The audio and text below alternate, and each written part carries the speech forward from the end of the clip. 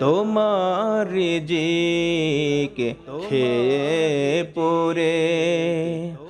অবাধ্য হই কেমন করে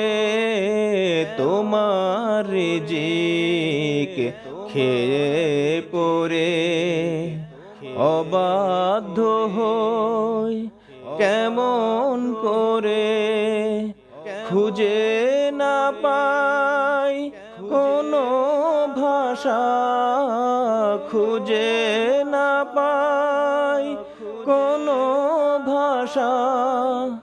শুকর গুজার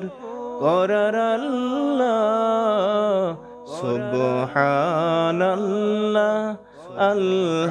আলহামদুলিল্লাহ লা